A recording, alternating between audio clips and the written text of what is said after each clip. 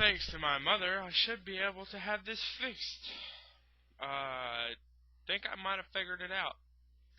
And that's actually a good way to actually steal people's music off of YouTube.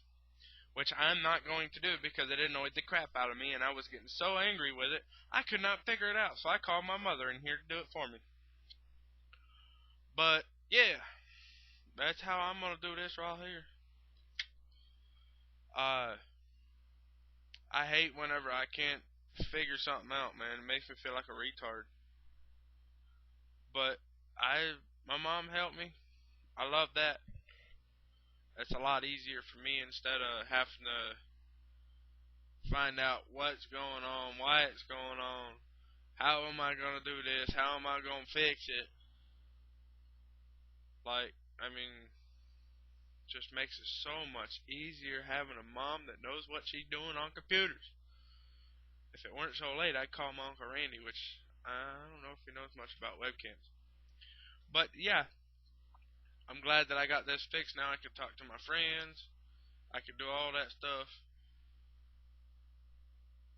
Well, I don't know about talking to my friends because I'm more of a, unless I'm recording videos for YouTube, which is what I'm doing right now, I'm more of a type to talk person.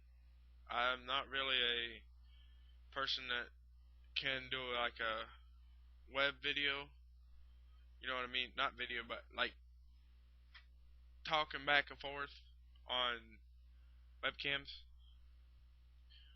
I'm more of a shy kind of redneck that doesn't like doing stuff other than like going up to Checkers on Saturday nights. Go up to Checkers on Saturday nights, man. I feel different doing that than actually on a live chat. Because if I'm on a live chat, I can't really, what's the word? I never know what to say.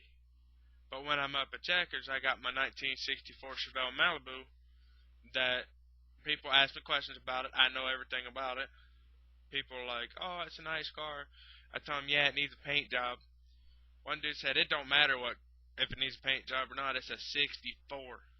But yeah, I mean, I do stuff like that. I mean, I could go out there and if I had the parts, I could pull that motor out. I could do it. I could pull the motor out and rebuild it within a weekend. Because pulling the motor and training had to be pretty much a whole day thing. And then just tearing it apart would be that first day. Putting it back together, I'd just start on the second day and then put it all back together. But I'm not a nerd. I'm not book smart at all. Definitely not computer smart. That's for sure. I know for a fact that I know what I'm doing when it comes to my 64 Chevelle and like old Chevrolet cars that are carbureted.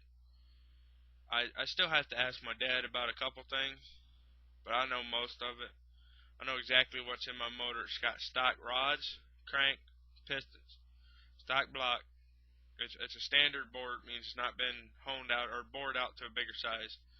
It's got 74 or 76 cc chamber heads shaved down to give it more compression, and then it's got 205 angle valves in it. It had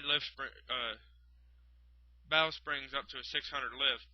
I took the center out, took maybe 200 lift out of it, make it a little easier for the 450 Lanati cam I've got for it. But I took that cam and I put 1.6 roller rockers on it, which makes it like a 460 or 468 or 470 cam. I'm not exactly sure. Then I got an Edelbrock carburetor on it, and then I got Edelbrock 750. It's an Edelbrock 750 carburetor. I have an Edelbrock intake on it, and then I just have a air breather. I got a clear cap HEI distributor, a regular water pump. I got power steering on it because that car didn't come factory with power steering or disc brakes in the front. My dad got the car, the driver's side tire was at the door, and he took it, cut the front half of the frame off, and slid a 78 Impala frame on it, welded it together. Got it going good. So now and he converted over to brakes because it had manual brakes to power brakes from like an 80s model Camaro. I'm not sure, but the motor in it's a GM crate motor.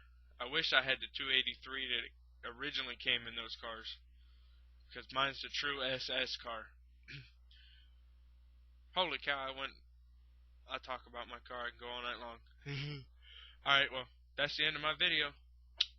Peace, dudes.